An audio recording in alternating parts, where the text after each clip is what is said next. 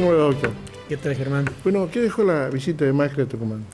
Y dejó mucha alegría, mucha esperanza, ¿no? Creo que dejó realmente, fuimos a lugares que no son los lugares más amigables para la oposición.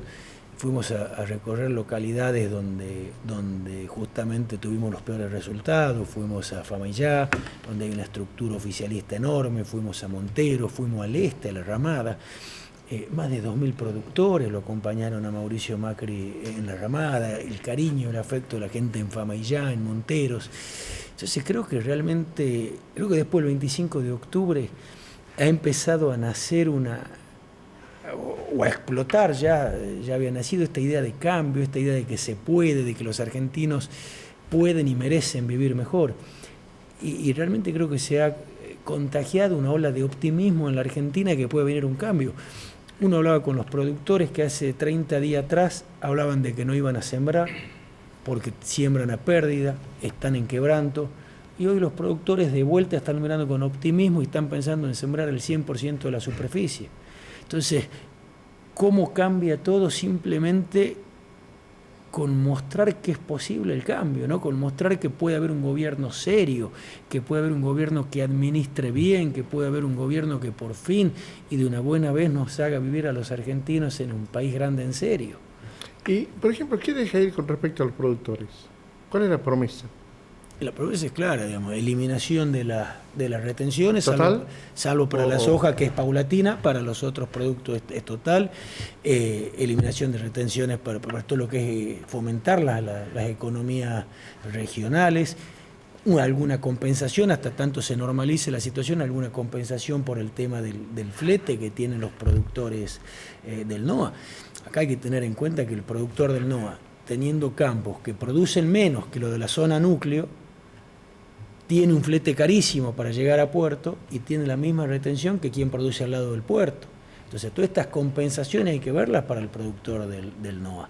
El compromiso de reactivar el Belgrano Cargas para abaratar mucho lo que es el costo del flete. Bueno, son todas cosas que creo, tenemos que unificar el tipo de cambio. No podemos tener un dólar exportación, un dólar oficial, un dólar turista, uno con liqui, otro blue, unificar el tipo de cambio. Todas estas son cosas y promesas que hizo ayer Mauricio en la Ramada. Entonces, eliminación de retenciones. Eliminación de retención. En la soja va a ser gradual, en el resto total. En el resto total. ¿De todas las actividades agropecuarias? Sí. Sí, sí. El flete. El flete hasta tanto. ¿Se da una diferencia? Alguna compensación para los productores del NOA. ¿Y el Belgrano Carga? ¿Por qué él habló del Belgrano Carga? Sí. Bueno, el plan que él tiene para todo el norte del país se llama Plan Belgrano. Y la reactivación del Belgrano Carga es fundamental. Es decir, en ningún país desarrollado se utiliza el camión para flete de más de 400 kilómetros. Siempre el flete del camión es el flete para sacar la producción del campo y llevarlo o hasta algún flete fluvial o hasta una estación de ferrocarril. Digamos, el flete terrestre es carísimo. Hoy sale más caro poner la soja de Salta en Buenos Aires que de Buenos Aires en Ámsterdam. Entonces, digamos, esas desproporciones son las que tenemos que trabajar. Pero la pregunta, usted está incluso como sector del campo, usted forma parte del campo. ¿Qué pasó con tantos años que incluso tuvieron economías que se podía modificar eso? ¿Por qué no se modificó? ¿Por qué el sector del transporte automotor avanzó sobre el tema del tren? ¿Qué pasó? Cuesta saber la causa, cuesta saber si es desidia, abandono, o si hubo alguna presión tal vez de un gremio para que eso suceda. Cuesta saber sin estar ahí adentro, sin estar en la cocina del gobierno. Pero claramente hemos perdido un ferrocarril que era vital para todo lo que es el no argentino. Es decir, acá el NEA puede sacar su producción por vía fluvial por el río Paraná, pero en el NOA el ferrocarril es fundamental. Se ha hecho mucho daño al sector productivo, Germán, y en general. En ganadería se han perdido 8 millones de cabezas. Se llegó a perder 10, después se recordó, pero estamos 8 millones de cabezas abajo. países con una superficie mucho más chica que la Argentina, Uruguay, Paraguay, hoy son exportadores de carne más importantes que la Argentina. Ya ni hablemos de Brasil. Pero el problema que se pierden es por el tema del precio o porque no había incentivos. Porque por ahí muchos productores no entran en el proceso. Fue toda una cadena. Primero se cortó la exportación de la carne en su momento y se perdieron mercados que hay que ver si ahora se los puede recuperar con otro cambio de gobierno. Después de eso, cuando se pretendió abrir las exportaciones, hoy ya hay un tipo de cambio, como te digo, esta distorsión cambiaria tampoco sirve hoy, digamos, no es negocio la exportación a un dólar oficial. Entonces, realmente se hizo mucho daño. En materia ganadera se hizo absolutamente todo para destruir al productor. Lo que se buscó en el momento es tener una carne sumamente barata para el mercado local y eso lo terminó fundiendo al productor, y aparte en forma errada. Lo que aquí había que hacer era incentivar la exportación, porque los cortes exportables, lo que reclaman los mercados internacionales, no son los mismos que lo que reclama el consumidor argentino.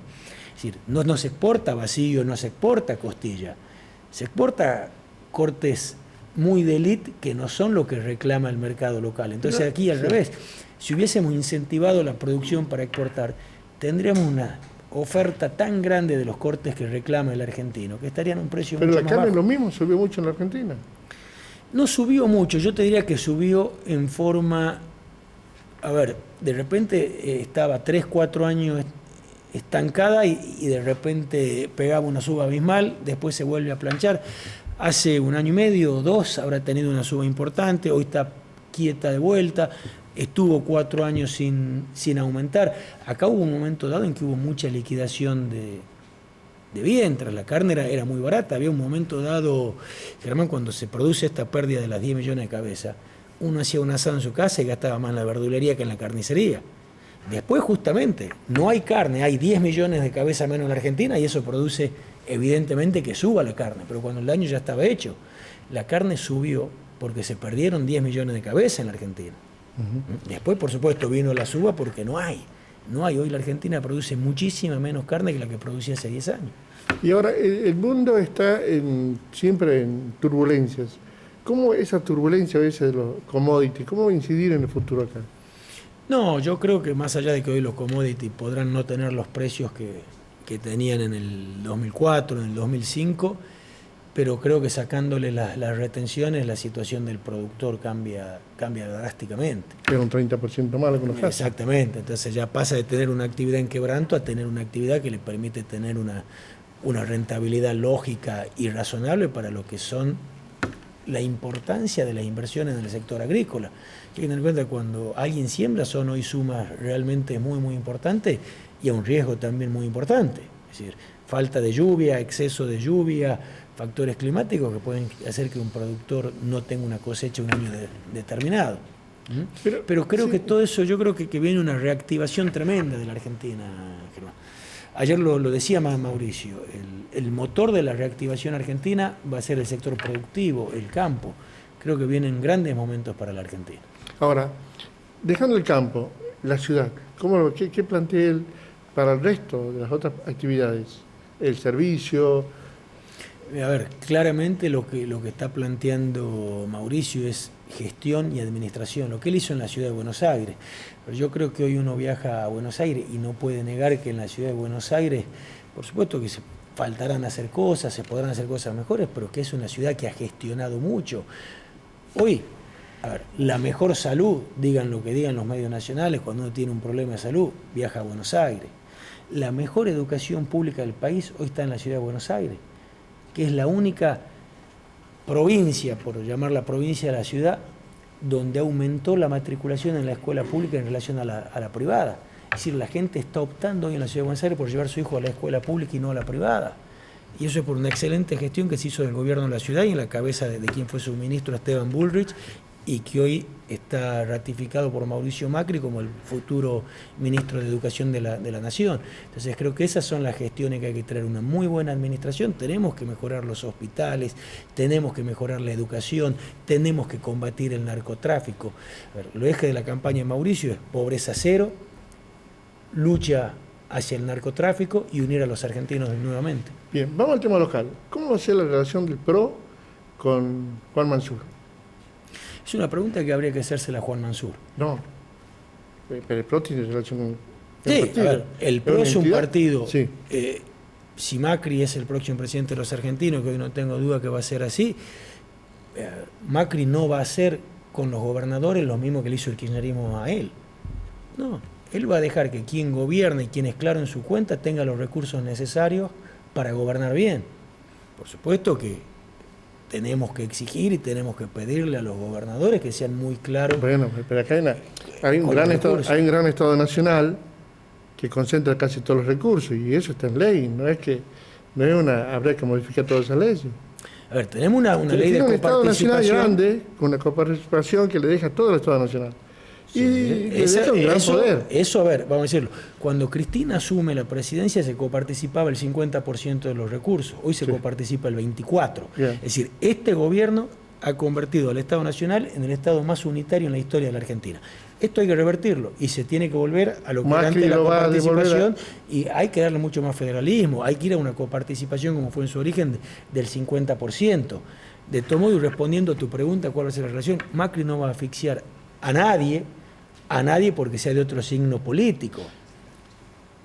Ahora, este gobierno, antes de la elección, antes del 10 de diciembre, ¿cómo es la relación del PRO de ustedes con Juan Mansur hoy? No, es una relación de respeto y nada más. Es decir, no hay mayor relación. Nosotros tenemos el rol que nos dio la sociedad acá en la provincia, que es ser opositor, que es tener 2 bancas hoy en la legislatura, 6 concejales en la capital y en el interior de nuestra provincia, y tenemos una relación cordial, pero nada más que eso, nada más que eso. Le damos la derecha, si se quiere, a Mansur en darle unos meses para mostrar que todo lo que está prometiendo realmente cumpla. Él habla de más diálogo, él habla de mayor transparencia. Bueno, vamos a darle unos meses para ver si realmente cumple y vamos a exigir eso, vamos a exigir mayor transparencia en la administración pública y vamos a exigir mayor diálogo. Acá las minorías no pueden nunca no ser escuchadas y esto es lo que hemos vivido en todo este tiempo. Entonces eso hay que cambiarlo, pero de la misma manera que exigimos eso, si nos toca gobernar en el orden nacional, vamos a ser muy respetuosos con la gente de otro signo partidario. Gracias, Víctor. No, gracias a usted, Germán. Eso es todo por hoy, señores. Nos encontramos la semana que viene. Gracias.